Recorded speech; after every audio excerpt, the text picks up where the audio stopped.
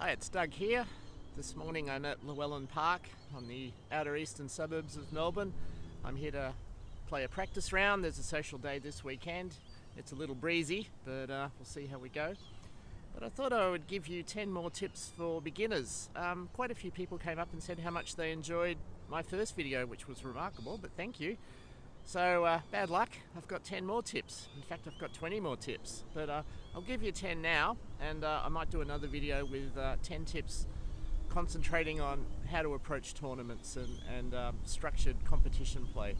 So anyway, enjoy 10 more tips for the newer player. This is not for experienced disc golfers, this is just for the newer player. I've been playing about 6 years, so these are just things I've kind of learned over the years that, you know, maybe just will fast track you to becoming a better disc golfer sooner. Enjoy.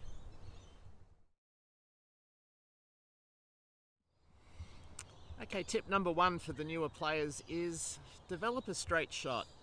Disc golf is a lot easier if you can throw 60, 70, 80 meters straight without the disc shaping too much in the air. So if you can develop a straight shot early, you can break your disc golf rounds down into point and shoot, which means you can just go straight at a target, you can go straight down a corridor, you can basically just get where you want to be if you have a straight shot in your toolbox early on. So I would suggest starting out with a putter or a mid-range, maybe something like a proxy or a hex or a buzz or a gatekeeper, something that's very straight, and just throw it a lot, and just make sure you know how to throw that disc straight and try and get 70 meters out of it. You'll find you'll start parring a lot more holes that you weren't parring earlier, and your scores will start coming down. So get that straight shot down early on.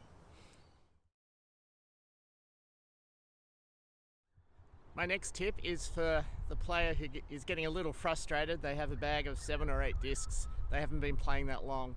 And every disc is going about 45 meters and basically diving out to the left, while the old fart on the fairway next to you is throwing 100 meters on a frozen rope, and you just can't work out why.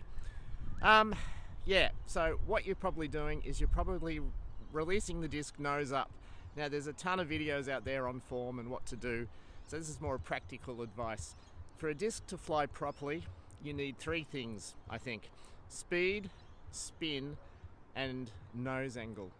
So I think newer players have a subconscious, setting in their brain that in order to throw a disc far, you've got to throw it a bit like a ball, so you've got to throw it like a projectile 45 degrees up, so you throw a disc the same way. And if you throw a disc 45 degrees up, the air is going to get under the disc, act like an aero brake, and the disc will just stall out and fall to the left, assuming we're throwing right-hand backhand. Just reverse everything if you're throwing forehand or left-handed. So, my first thing to look at if you're doing that, not throwing it very far and you can't work out why the old guy, me, is throwing 100 meters straight, is get your nose angle right. So here's your disc. Don't throw like that. Throw flat. Throw into the ground to start with. Just try and get that nose flat. Try and match the slope of the fairway you're throwing over. So just try and get the disc flying on the same level as the fairway, and I think you'll start throwing a little bit further.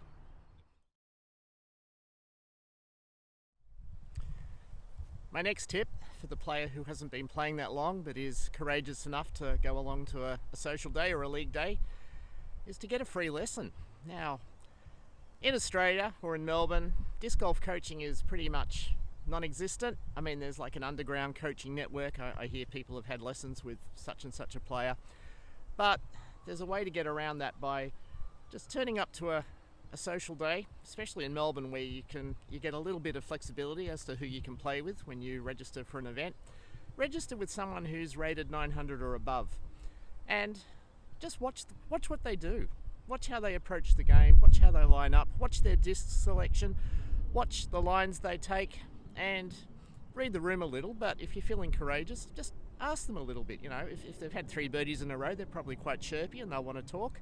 So just, ask them for advice. Maybe ask them to look at your throw and maybe give some feedback. So you'll get a 2.5 hour free lesson by somehow getting yourself onto a card with a good player, and you'll learn a lot. I mean, if you're observant and you like to think about disc golf, watch good players and watch what they do. You don't even have to play with them. You can just turn up to a tournament. There are tournaments all over the place all the time, and just follow the pros around, the MPO or the FPO cards around, and watch what the good players do. Get a free lesson.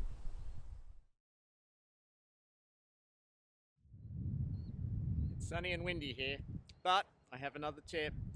Expand your toolbox by early on developing a roller disc. So that's a throw you throw where the disc goes vertical and starts rolling along the ground.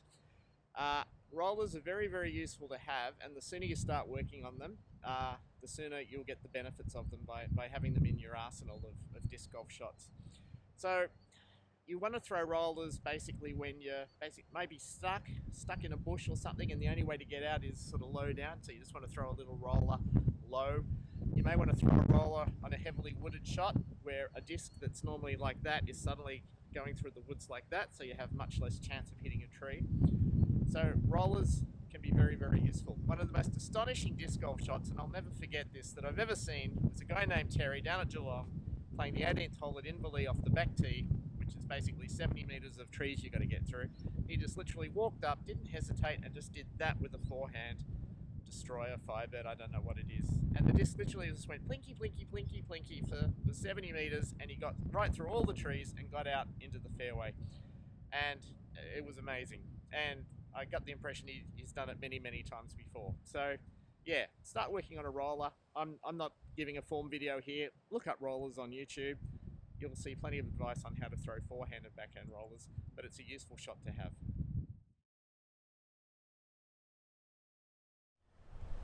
My next tip is a little bit abstract, but when you're a newer player, or even experienced players, there's a lot to think about when you're throwing a disc or putting with a disc. Almost too much to keep in your head at the same time. So the way you get around that is by repetition. You just practice and practice and practice until you don't have to think about it anymore. But I like to have one thought in my head, whether I'm putting or approaching or just throwing the disc generally, and that I call that a swing thought. The one thing in my head.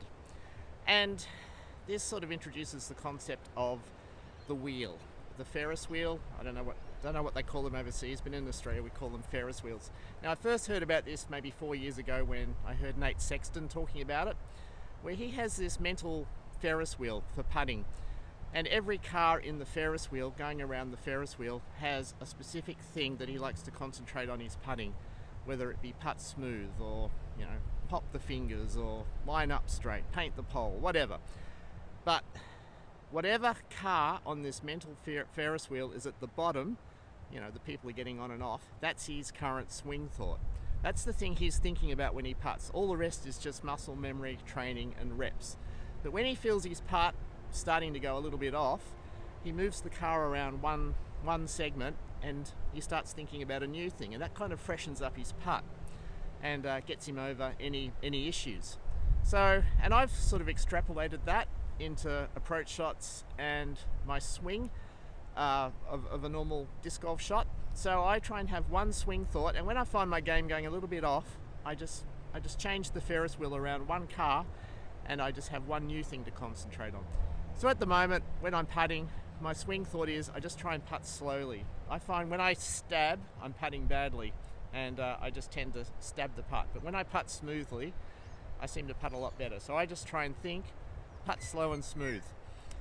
For when I'm driving, I just try and keep my arm really loose when I'm actually throwing the disc. That's my swing thought. Stay loose with the arm. Don't stiffen up. And when I'm approaching, I just try and concentrate on hitting a target in the sky. I don't think about the basket. I just think, right, this disc, I need to hit that point in the sky, and it should end up where I'm expecting it to go. But when my game's going a little off, I will just move all these cars around one segment and just think about something else for a while. So, the putting wheel, the disc golf wheel, load it up with all the things you worry about when you're throwing, and just worry about one thing when you're throwing. And when it's off, just move the car around one segment and reset.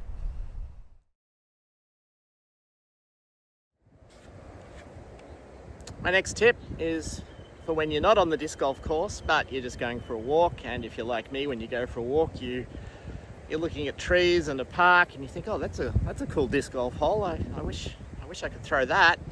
or that'd be a cool little upshot. Take your favorite approach discs with you when you go for a walk, and then when you see a cool little upshot, just throw it. You get free practice. Practice your short game. Practice your short game all the time. So when you're going for a walk your Berg as well. Free practice.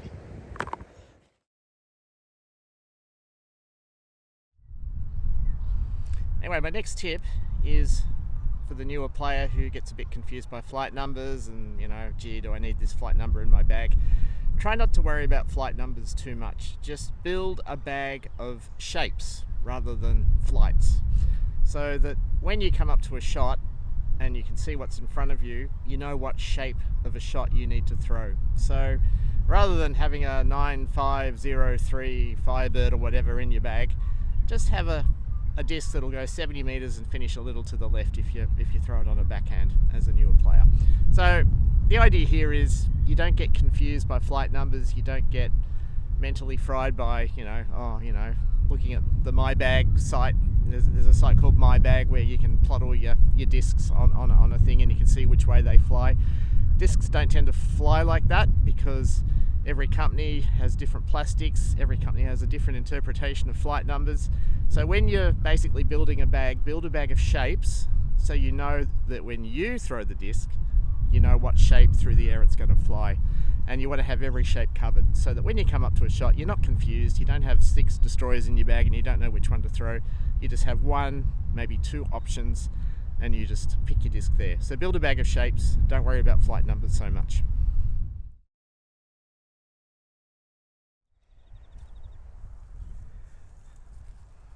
Well, typical scenario. This Colossus I'm trying to work out. I've landed it here. So what the hell am I going to do about it? Well, what I would suggest is don't be ashamed to do a standstill throw.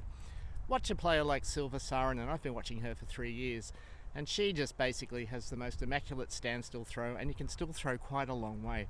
So when you've got rough footing, uneven footing, muddy footing, uphill, downhill, things like that can affect your run-up, when you're basically trying to run up over uneven ground, like little minute sort of, footing infractions, footing differences can magnify and make a huge impact on the outcome of your throw.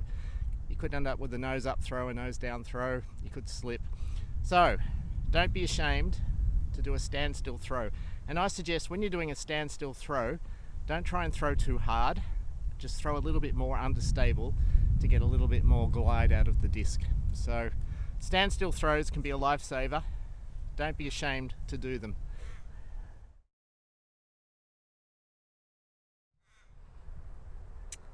Okay, while I'm waiting at the second hole, a tip you'll see a lot on disc golf form videos is to film yourself. Now, I would suggest you do that as early as you can, because when you're a disc golfer, for 3 years I never filmed myself and I thought I was awesome. And when I have a look at my throw, it was, oh God, the horror. So yeah, what I would suggest you film yourself for is to basically work out how many moving parts you've got that aren't contributing to your throw. Every moving part in your disc golf swing, your putt, your upshots, that's not helping your throw is basically just a source of potential error that will impact the outcome of a throw.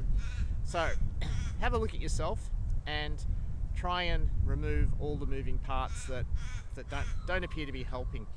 So what I did about 3 years ago, maybe 2.5 years ago, is I latched onto an FPO player called Sayananda, and I got a little bit obsessed in a disc golf sense with Sayananda because she basically has the most minute X step, which is the little cross step you do when you're throwing a disc, but she absolutely ripped the disc, and I'm thinking, how the hell is she doing that when she's basically got the most minuscule run up, but she just absolutely bombs the disc? So it was all just exquisite timing and hardly any moving parts. So I basically just tried to slow my X step down to have a very small X step and just try and remove that. What I was doing before I was doing that was I just had a massive X step and I was kind of like swooping through the throw, and I was just, when you swoop, that's like an up and down movement instead of a lateral movement through your swing, and I was just getting all these weird outcomes. I was just introducing a source of potential error. So just try and flatten everything out, remove the moving parts, and just have a look at Sayananda and how she throws the disc.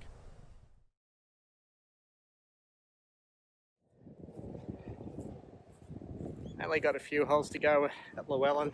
Still very windy. No idea what I'm shooting. It feels like around -3. Don't know.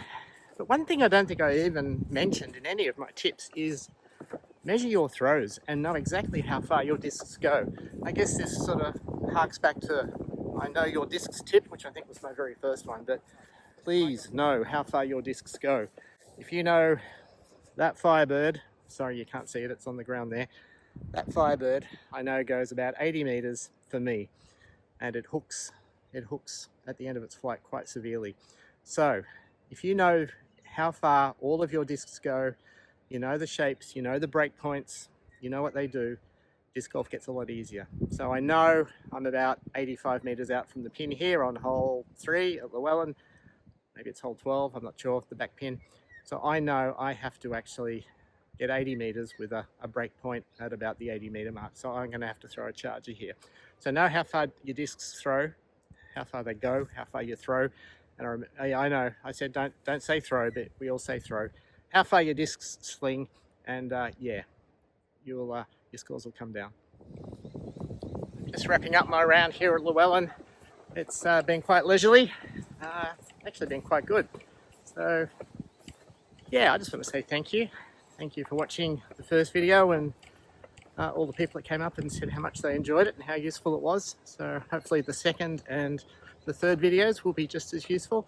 So it's not a form guide. I'm not that great a player, but I kind of feel like I understand how disc golf should work. So, but yeah, if I just love the sport, and I just hope somebody can get some benefit out of some tips, just some things to think about. So thank you for watching, and I'll see you next time.